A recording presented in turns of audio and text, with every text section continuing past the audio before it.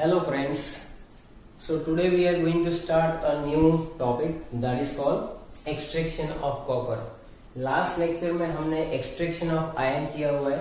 I hope कि आप लोगों ने उसको अच्छे से लिख के लर्न कर लिया होगा, बराबर. तो आज हम लोग डिस्कस करने जा रहे हैं extraction of copper. Extraction of copper जो है थोड़ा सा एनसीईआरटी की लैंग्वेज में थोड़ा सा डिफिकल्ट है, लेकिन उसको सिंप्लीफाई करने का ट्राई किया हुआ है. पहले तो ये चीज जानना जरूरी है कि कॉपर के जितने भी फॉर्मूला है वो मिनरल्स के, वो आपको कितने याद है.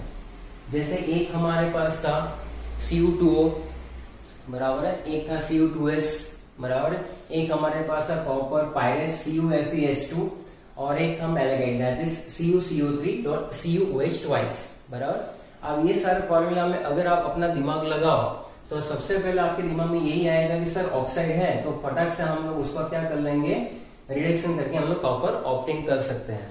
लेकिन पहले भी बताया गया है कि और जो होती है बेटा उसमें कैसे सिलेक्शन किया जाता है. मिनरल्स बहुत सारे होते हैं, लेकिन ओस उसमें से वैसे ही हम लोग सिलेक्ट करते हैं जिसमें कॉपर का परसेंटेज ज्यादा हो, बराबर. तो इन एक्चुअल प्रैक्टिस जो है कॉपर पायरेट्स ही यूज होता है, लेकिन उसके पहले की थोड़ी सी कहानी है तो वो हम लोग डिस्कस कर लेते हैं. हालांकि एलिंगम डायग्राम जो है, बराबर है, उसमें आपने देखा होगा कि कॉपर काफी ऊपर है. तो कॉपर जितना ऊपर है उसके नीचे कौन सी लाइन आती है, एक आती है कार्बन से कार्बन मोनोऑक्साइड की लाइन और एक रहती है CO2 की लाइन. यानी कि कॉपर ऑक्साइड को रिड्यूस करने के लिए दोनों कैपेबल हैं. तो हमारी थियरी का सबसे पहला पॉइंट यही होगा, इन ED यानी Ellingham diagram the CuCO2 curve is the almost top and CCO या तो COCO2 कौन कौन सी लाइन, CCO यानी कार्बन कार्बन मोनोऑक्साइड की लाइन, या तो COCO2 की लाइन जो है lie much below it in temperature region. Range कौन सी है टेम्परेचर जहां पर ये लाइन है, तो वो है 500 to 600. So it is easy to reduce cuprous oxide to metallic copper, बराबर. क्यूप्रस ऑक्साइड को मेटेलिक कॉपर में कन्वर्ट करना बहुत ही इजी है. But most of the ores of copper are sulphide. Most important point, most of the copper की ores जो होती वो जो पाई जाती है वो सल्फाइड कंटेनिंग है, बराबर. यानी कि ऑक्साइड की तो बात ही चली गई, बराबर. अब जो सल्फाइड होता है उसके अंदर सबसे पहली प्रोसेस क्या की जाती है, जैसे कि हमने कर लिया हाइड्रोलिक वॉशिंग कंप्लीट कर लिया, बराबर. बाकी सारे प्रोसेसेस हमने निकाले. तो उसके बाद आप देखो तो वहां पर लिखा हुआ है FF का मतलब है फ्रोथ फ्लोटेशन. फ्रोथ फ्लोटेशन जो है करने के बाद उसको किया जाता है रोस्टिंग. RF का मतलब है रेवर्बटरी फर्नेस, बराबर. तो इक्वेशंस कैसे लिखेंगे, रोस्टिंग के इक्वेशंस जो है बेटा बहुत ही इजी है. यहां से मैं स्टार्ट करता हूं. तो सबसे पहले हमारे पास अगर ये और आती है तो जैसे कि Cu2S है, Cu2S when it is reacted with oxygen converted into Cu2O plus sulfur dioxide, बराबर. जरा बैलेंस करके देखो कि यहाँ पर जो है हम लोग कैसे बैलेंसिंग कर सकते हैं. तो मैंने आपको पहले भी याद करवाया था कि इसको कैसे याद करो, 23-22 के फॉर्मेट में याद कर लो, बराबर. तो अगर हमारे पास सल्फाइड है तो उसको पहले ऑक्साइड बना लो. ये ऑक्साइड जो है वो क्या करेगा, कार्बन या तो कार्बन मोनोऑक्साइड के साथ रिड्यूस हो सकता है और उसमें से आपको क्या मिल सकता है, कॉपर मिल सकता है. तो यहाँ पर जो है 2Cu plus CO. तो ये इक्वेशन बहुत ही इजी है. ये मैं किसकी बात कर रहा हूँ, फ्रोथ फ्लोटेशन में सबसे पहले क्या करेंगे, सल्फाइड और को अलग करेंगे. वो सब वापस नहीं रिपीट करेंगे कि फ्रोथ फ्लोटेशन में क्या था, turpentine oil, pine oil, sand clay अगर अलग हो जाता है, वेट किससे होता है, वेटेबिलिटी, कलेक्टर्स कौन कौन से हैं, ये सारी चीजें वहां पर थी. रोस्टिंग इन RF इसकी बात कर रहा हूं मैं. रोस्टिंग में क्या क्या होता है, रोस्टिंग में हमें मालूम है in the presence of oxygen जो है रिएक्शन होता है, कैल्सिनेशन, रोस्टिंग सारी प्रोसेस पड़ी हुई है. ऑक्सीजन के साथ जब रिएक्ट करवाएंगे, स्ट्रांगली हीट करेंगे तो वो कन्वर्ट हो जाएगा सल्फाइड में से ऑक्साइड, ऑक्साइड में से कार्बन और बन जाएगा Cu. लेकिन ऐसा बिल्कुल होता नहीं है. क्यों, क्योंकि यहाँ पर लिखा हुआ है कि इन एक्चुअल प्रैक्टिस कॉपर पायरेट्स जो है वो सबसे ज्यादा पाया जाता है, जिसमें से हम लोग कॉपर को एक्सट्रैक्ट करेंगे. Copper pyrites after concentration. तो सबसे पहली बात क्या है, कॉन्सेंट्रेशन की बात है.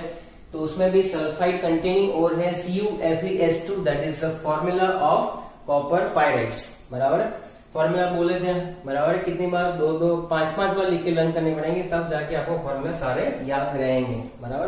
तो ऐसा कि हाँ सर क्या था, कॉपर पायराइट ना, मुझे तो कुछ याद नहीं है, तो ये ना चल भाई। हाँ चलो, तो उसको अच्छे से लिख के लर्न करो। In actual practice copper pyrites after concentration roasted in reverberatory furnace, short में लिखा हुआ है व्हेन कॉपर पायरेट, सीपी का मतलब क्या, सीपी का मतलब यहाँ पर कॉपर पायरेट्स कन्वर्टेड इनटू, पहला चैप्टर होगा तो कंस्टिट्यूएंट पार्टिकल। हाँ यहाँ पर फिर ऐसा नहीं कि सर ये तो कंस्टिट्यूएंट पार्टिकल्स है, ऐसा नहीं होता है।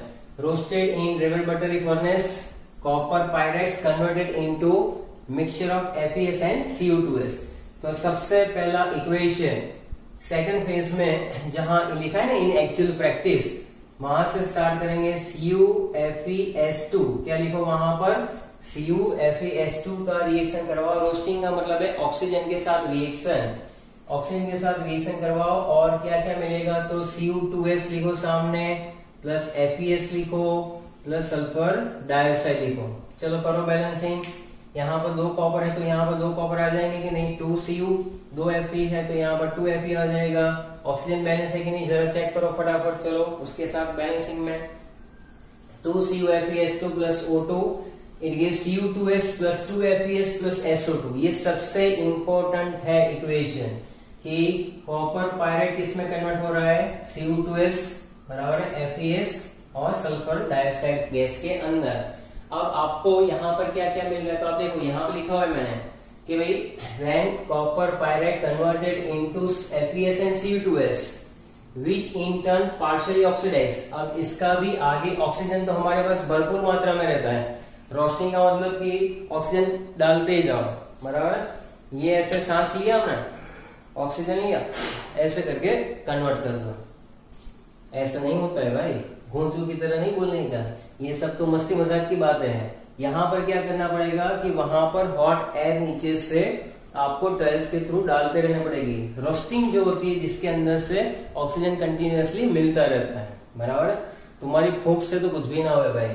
तो which on intern partially oxidise, partially oxidation का मतलब है पूरा ऑक्सीडाइज नहीं होता है, पार्शियली ऑक्सीडेशन टेक्स प्लेस, लेकिन उसमें भी अब रेस लगेगी कि कॉपर ऑक्सीडाइज हो जाएगा पहले कि FeS हो जाएगा। तो यहाँ पर उसका भी आंसर है iron is more reactive than copper, iron is more reactive than copper. तो रोस्टिंग की प्रोसेस है, तो देखो यहाँ पर FeS है, उठा लो किसको, FeS को, Cu2s है, उठा लो Cu2s को भी बराबर। इन दोनों का रिएक्शन करो ऑक्सीजन के साथ, तो ऑक्सीजन के साथ जब रिएक्शन करेंगे हम लोग O2O2 बराबर है, तो ये किसमें कन्वर्ट हो जाएगा, किसमें कन्वर्ट हो जाएगा, FeO के अंदर प्लस SO2 के अंदर, FeO प्लस SO2। ये भी किसमें कन्वर्ट हो जाएगा, Cu2O plus SO2, Cu2O plus SO2 के अंदर कन्वर्ट हो जाएगा। और बैलेंसिंग जो है यहाँ पर जो लिखा है वही बराबर है 23 22 23 22। ये एक फेज की इक्वेशन है जो तुम्हें अच्छे से याद होनी चाहिए, इक्वेशन वाला पार्ट ही मेन है, ये तो इसके ऊपर से लिखना होता है बराबर। तो इसके ऊपर से पॉइंट्स इजीली बना दिए मैंने जो आपको याद रह जाएंगे। Iron is more reactive than copper, तो आयरन सल्फाइड जो है वो ऑक्सीडाइज होगा FeO में और कॉपर सल्फाइड होगा Cu2 में, लेकिन प्रेफरेंस किसको मिलेगा, आयरन को मिलेगा। तो देखो लिखा है कि प्रेफरेंशियली ऑक्सीडेशन टू FeO जो है वो बनेगा FeS इज प्रेफरेंशियली ऑक्सीडाइज और FeO देन Cu2s, Cu2O में जो कन्वर्ट होता है उसके प्रेफरेंस में बराबर है। ऊपर से गया, फिर से सुनो क्या लिया आपने, कॉपर पायरेट्स प्लस ऑक्सीजन किसमें कन्वर्ट हुआ, Cu2s plus FeS plus SO2 बराबर है। Cu2s और FeS जो है अब दौड़ेंगे, चलो चलो फटाफट ऑक्सीजन के साथ कंबाइन होने के लिए, ऑक्सीडाइज होने के लिए, तो कौन पहले हो जाएगा, कौन रिएक्टिव है बराबर, रिएक्टिविटी का मामला है बेटा, तो रिएक्टिविटी के बेसिस पे फटाक से वहां पर आंसर आ जाता है। FeS more reactive than copper, तो उसके बेसिस पे FeS जो है वो पहले कन्वर्ट हो जाएगा FeO के अंदर, और Cu2s जो है Cu2 में कन्वर्ट तो होगा लेकिन थोड़ा सा, पूरा नहीं। FeS भी पूरा FeO में नहीं होता है, क्यों, यहाँ पर लिखा है पार्शियल ऑक्सीडेशन का मतलब है कि वहां पर पार्शियल ही ऑक्सीडेशन होगा, पूरा ऑक्सीडेशन होता नहीं है। अच्छा अभी क्या लिखा हुआ है देखो, तो आगे लिखा हुआ है and and if Cu2O is form, अगर Cu2O बन रहा है तो वो कंबाइन होगा FeS के साथ। Cu2O अनरिएक्टेड FeS के साथ कंबाइन होगा और आपको वापस क्या देगा, Cu2S वापस देगा। फिर से सुनो, FeS किस में कन्वर्ट हो रहा है, FeO में। Cu2S किस में कन्वर्ट हो रहा है, Cu2O में, बराबर है। Cu2O जो है बेटा, Cu2O जो है अगर बन रहा है कंबाइन विथ FeS, वो वापस FeS के साथ कंबाइन हो जाएगा और आपको देगा Cu2S। इसका इक्वेशन खुद ब खुद लिखो, अगर Cu2O कंबाइन हो रहा है यानी कि Cu2O प्लस FeS के साथ वापस कंबाइन हो रहा है to give Cu2S back along with Cu2S मिल गया ना, तो FeO बचा, तो आयन ऑक्साइड, क्या मिला, आयन ऑक्साइड। तो इसके अंदर हुआ क्या कि Cu2O ने FeS के साथ वापस रिएक्शन करके क्या बना दिया, ट्रिपल सल्फाइड बना दिया, बराबर है। तो इस रिएक्शन से हमारी जो आशाएं थी, अभिलाषाएं थी, वो चकनाचूर हो गई बेटा। क्यों? क्योंकि अगर Cu2O बनता और बनता ही रहता तो हम लोग क्या करते, उसका कार्बन के साथ रिडक्शन करवा देते, लेकिन ऐसा होता नहीं है क्योंकि Cu2S वापस बन जाता है रिएक्शन मिक्सचर के अंदर। चलो ठीक है, अब ध्यान से देखो, रोस्टेड और कंटेन्स।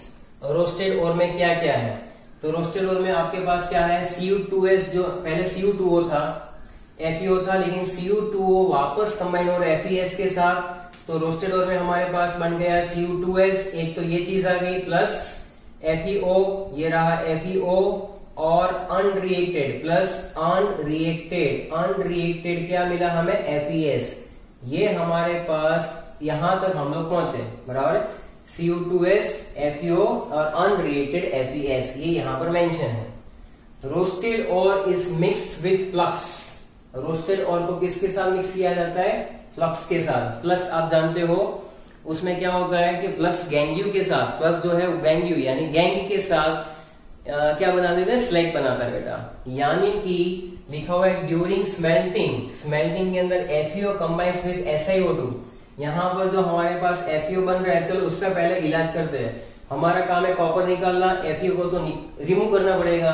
तो FeO जो है उसका हमने इलाज ढूंढ लिया है कि सिलिका के साथ कंबाइन करेंगे। स्मेल्टिंग में क्या होगा, FeO combines with SiO2 to form FeSiO3। हालांकि मैंने पहले भी सिखाया हुआ है कि ये मेटेलिक ऑक्साइड है, बराबर है, और उसके साथ SiO2 हम लोग रिएक्ट करवा रहे हैं, तो वो एसिडिक और बेसिक फ्लक्स वाला जो मैंने सिखाया था वही यहाँ पर वापस आएगा। तो ये क्या है, हमारी इम्प्योरिटी, बराबर है, उसके साथ जो है क्या फ्लक्स अटैच हो रहा है, तो ये क्या बना रहा है, स्लैग बना रहा है। स्लैग इम्प्योरिटी बराबर फ्लक्स इट गिव्स स्लैग, बराबर। तो इस तरह से यहाँ पर स्लैग बन जाता है। तो आप देखो, during smelting FeO combines with SiO2 to form slag. कौन सा slag, FeSiO3। At the temperature of the furnace, the entire mass melt। उस फर्नेस के टेम्परेचर पे पूरा मास मेल्ट हो रहा है और दो लेयर बना रहे हैं। उसमें कौन कौन सा लेयर आ जाता है, एक मोल्टन मास, बराबर है। मोल्टन मास के अंदर क्या क्या है, एक तो है स्लैग, जिसको हम लोग अलग कर लेंगे। स्लैग बनाएगा अपर लेयर, स्लैग बनाएगा upper layer, and lower layer जो है वो बनाएगा कॉपर मैटे। ध्यान से देखो, FeO जो था वो तो कन्वर्ट हो जाता है किसके अंदर, स्लैग के अंदर, बराबर। दो लेयर बनाएंगे हमारे पास, अगर ऐसे दो लेयर बनते हैं, बराबर है, तो स्लैग जो है उसको विड्रॉ कर लेंगे। अब बाकी जो बचा वो मोल्टन मास है, मोल्टन मास के अंदर यहाँ पर क्या बाकी रह जाता है, Cu2S प्लस FeS। जो अनरिएक्टेड FeS था वो इसको कहते हैं ये लोग मैटे। क्या कहते हैं, मैटे। इसको कहा जाता है कॉपर मैटे। ओके, फटाफट फिर से सुन लो, यहां से स्टार्ट करेंगे। In actual practice copper pyrite is oxidised, partial oxidation takes place converting into Cu2S, FeS and SO2। SO2 तो गैस है, निकल गया ऐसे। अब बचा क्या, तो FeS और Cu2S तो और लगाएंगे ऑक्सीजन के साथ कंबाइन होने के लिए। FeS ज्यादा रिएक्टिव है तो FeS converted into FeO, CO2S converted into CO2O। लेकिन CO2O तो सोचने लगा कि साला मैं तो वापस CO2 कैसे बन सकता हूँ, तो उसने CO2 जो है अगेन रिएक्ट विद FeS, तो CO2S कम बैक, बराबर है। तो CO2 अगर मिल जाता तो काम हो जाता, लेकिन CO2 ने FeS के साथ रिएक्शन करके क्या बना दिया, CO2S। अब तुम्हारे दिमाग में क्या क्या होना चाहिए, तो CO2S, FeO और अनरिएक्टेड FeS, बराबर है, अनरिएक्टेड FeS। चलो FeO का इलाज कैसे करेंगे, FeO जो है SiO2 के साथ स्लैग बनाकर हटाओ उसको, चलो ठीक है। अभी बचा क्या, अभी हमारे पास बचा मैटे। चलो मैटे के अंदर हम लोग पहुंच गए CO2S और FeS तक। अब इसमें से रिकवरी करने के लिए हम लोग जो है बेटा बेसिमर कन्वर्टर जो है वो सीखेंगे कि रिकवरी कॉपर की कैसे होती है ड्यूरिंग बेसिमराइजेशन प्रोसेस। तो मैं यहाँ पर एक बार बेसिमराइजेशन जो है उसमें एक छोटी सी फिगर है वो ड्रॉ कर लेते हैं, फिर हम लोग उसको आगे एक्सप्लेन करते हैं।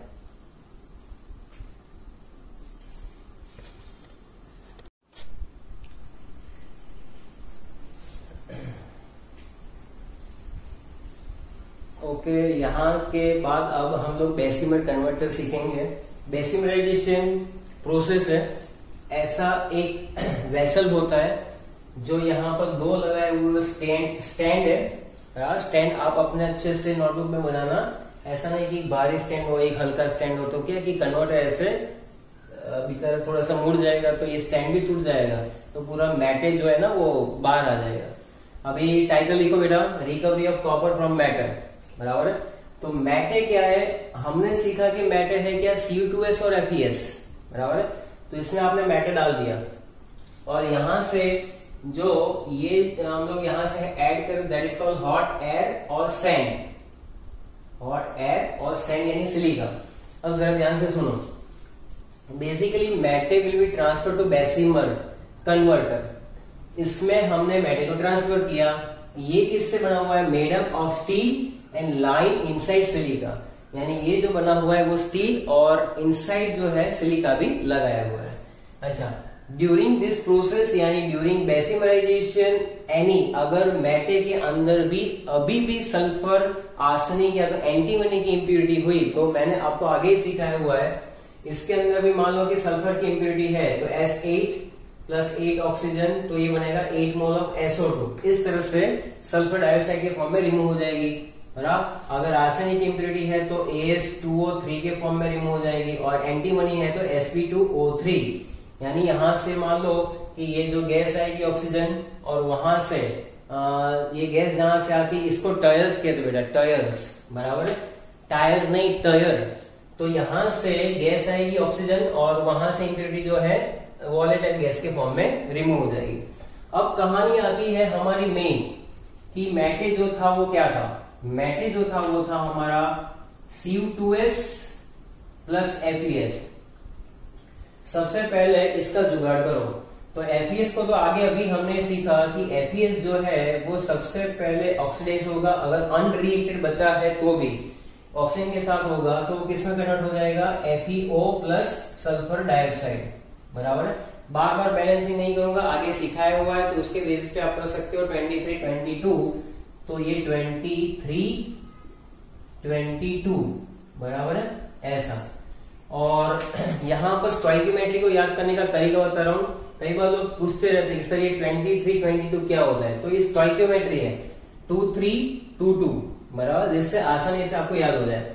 अब ये जो FeO है, बराबर है, वो क्या करेगा, FeO विल बी कंबाइन। इसका एक छोटा सा फ्लोट चार्ट जो है वो भी मैं सोच रहा हूँ कि इजी फॉर्म में हम लोग डिस्क्रिप्शन बॉक्स में मैं आपको दे दूंगा, तो वहां से भी आप इसको याद कर सकते हो, बराबर। FeO जो है वो बेटा वो SiO2 के साथ कंबाइन होकर क्या बनाएगा, FeSiO3 क्या बनाएगा, स्लैग। चलो भाई, तो FeS का तो ये सब हो गया क्लियर, बराबर है। अब क्या करेंगे हम लोग, अब ये कर सकते हैं, जो बचा है वो हमारे पास क्या है, CO2S है, CO2S। तो CO2S का भी ऑक्सीडेशन होगा यहाँ पर, क्योंकि यहाँ पर हॉट एयर ही डाल रहे हो तुम, गरम गरम हवा चली तो हो जाएगा CO2O + SO2। यहाँ पर भी सिमिलर इक्वेशन है, यहाँ पर भी तुम्हारे को आपको बैलेंस करना है तो क्या 23 22 से हो जाएगा। अब आएगा मोस्ट इंपॉर्टेंट रिएक्शन। अब ये Cu2S अपने बाई के साथ ही रिएक्शन करेगा, बराबर है। मान लो ना बाई बाई रिएक्शन करते हैं तो क्या मिलता है? हाँ, ऐसा नहीं, ये जो मैं बोल रहा हूँ, ये Cu2S जो है वो जब Cu2O के साथ रिएक्ट करवाओ, Cu2S प्लस Cu2O, बराबर है, तो उसके अंदर क्या मिलेगा? चलो मोल तो बाद में हम लोग देख लेते हैं। एक तो मिलेगा कॉपर और बाकी मिलेगा क्या? Sulphur dioxide. एक मिलेगा कॉपर और बाकी मिलेगा हमें सल्फर डाइऑक्साइड। सल्फर डाइऑक्साइड तो यहाँ पर एक ही मोल मिल रहा है, बाकी बैलेंसिंग हमें करनी है इसकी, तो इसमें तो यहाँ पर 2 मोल कर देंगे, 2 2 4 प्लस 2 यानी 6 Cu, और S तो एक ही था, तो ऑक्सीजन देखो यहाँ पर 2 ऑक्सीजन ये है तो 2 ऑक्सीजन मिल रहे। तो इस तरह से सेल्फ रिडक्शन से Cu2S जो है Cu2O के साथ लास्ट स्टेप में मोस्ट इंपोर्टेंट है ये रिएक्शन, बराबर है। देखो कैसे जुगाड़ करवाए, FeS को पहले FeO बनाया और FeO में से स्लैग तो हमने अपर होल में से निकाल लिया, मैके में से जो अलग हो रहा है वो मोल्टन कॉपर नीचे आएगा। मोल्टन कॉपर कहां पर आएगा? नीचे आएगा, तो उसको भी निकालेंगे। Cu2S जो है बेटा पहले ऑक्सीजन के साथ रिएक्ट करके क्या बनाएगा? Cu2O बनाएगा, और उसके बाद लास्ट में हो जाएगा Cu2S प्लस 2 Cu2O, तो कॉपर। अब देखो इसमें जो कॉपर बनता है ना, बराबर है, उसमें ये SO2 गैस है, तो गैस है, बराबर है। गैस कहीं से भी बाहर निकलने का ट्राई करेगा, तो गैस जो है बाहर निकलने का ट्राई जब करता है तो कुछ कुछ जगह पर होल्स जनरेट हो जाते हैं, बराबर है, और कुछ SO2 गैस उसमें एंट्रैप भी रहता है, बराबर। इसलिए इसको कहते हैं ब्लिस्टर कॉपर। क्या कहेंगे? Blister copper. फिर से सुनो, कॉपर जहां पर मिल रहा है आपको, कॉपर जहां पर भी मिल रहा है बेटा, उसके अंदर क्या है? SO2 है, बराबर।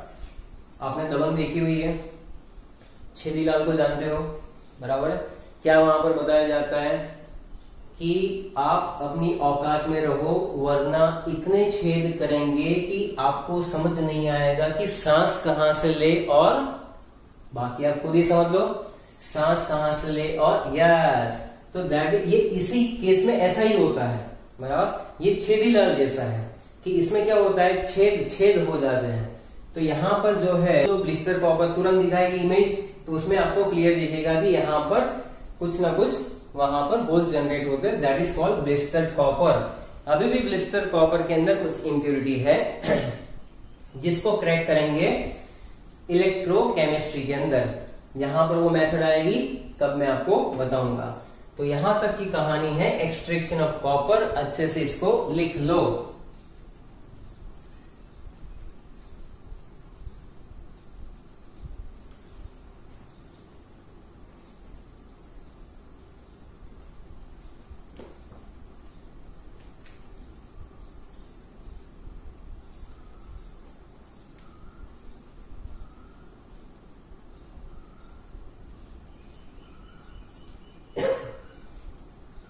इसके बाद इसके कुछ यूजेस है जो आपके एनसीईआरटी के अंदर दिए हुए हैं, बराबर है, उसको भी उसी में से लर्न कर लेना। आपको मालूम होना चाहिए कॉपर कहाँ कहाँ पर यूज होता है। रूटीन लाइफ में कॉपर को हम लोग देखते हैं, घर में भी यूज होते हैं, बराबर है। तो जैसे कि वैसल हम लोग भगवान को पानी चढ़ाने के लिए जाते हैं तो वहां पर भी कॉपर का वैसल होता है, बराबर, जिसको हम लोग गुजराती में क्या कहते हैं? तांबू, बराबर। एक दिन एक बच्चे से ना जब पढ़ाई करवा रहे थे तो पूछे क्लास के अंदर, हमने पूछ लियो कि भाई क्या होता है कॉपर, इसका यूज कहाँ पर होता है? तो क्या बोला मालूम है? सर तोबन लोटो। तो लोटो यानी क्या कि जिस जो कॉपर है उस वेसल में से क्या क्या बनाया जाता है? तो उस वेसल में से लोटा बनाया जाता है, उस वेसल में से थाली भी बनाते हैं, बराबर है। और वेसल जो है मैरिज सीजन में सबसे ज्यादा दिया जाता है। इलेक्ट्रिकल कंडक्टिविटी के लिए कॉपर अच्छा माना जाता है, वायर्स के अंदर यूज होता है। स्टीम पाइप जो होती है उसके अंदर कॉपर यूज होता है। कॉपर यूज होता है एलॉय के अंदर, ब्रास में यूज होता है कॉपर, बराबर है। तो ब्रास में होता है, ब्रॉन्ज में होता है, तो काफी सारे एलॉय जो है जहां पर कॉपर यूज होता है, बराबर। कॉपर गोल्ड में भी ऐड किया जाता है, which is called micro alloy. Alloy का मतलब क्या? Homogeneous mixture of a solid solution. ऐसा नहीं कि गोल्ड लिया, गोल्ड यानी ऐसे रिंग ले ली हाथ में से निकाल कर और कहीं से कॉपर का ऐसा कटका ले लिया और उसका आपने मिक्स करके बोल दिया सर ये एलॉय, ऐसा नहीं बनता है। उसको मेल्ट करना पड़ता है और डिजायर्ड क्वांटिटी के हिसाब से ऐड करना पड़ता है, क्योंकि एलॉय में मेन जो रहता है वो मान लो कि गोल्ड की बात करें तो गोल्ड ज्यादा है, ऐसा नहीं भी कॉपर की रिमूव चलो गोल्ड थोड़ा सा दे दिया, ऐसा नहीं होता है। तो ये सारी चीज जो है उसके यूजेस में आएगी, बराबर। तो यहाँ पर जो कॉपर है इसको सैंड के मॉड्यूल्स होते हैं, वो मोल्ड के अंदर ये लोग सिलिका के मोल्ड्स बनाते हैं, उसके अंदर पोर करते जाते हैं और उसके बाद उसके जो पैलेट्स बनते हैं उसको फिर मार्केट के अंदर बेचने के लिए ले जाते हैं। लेकिन हाँ वहां पर ब्लिस्टर कॉपर को नहीं, ब्लिस्टर के बाद रिफाइनिंग कॉपर जो है उसको ले जाते हैं। क्लियर है इतना? तो यहाँ तक की कहानी एक्सट्रैक्शन ऑफ कॉपर, ये भी आप आज के आज ही याद कर लेंगे।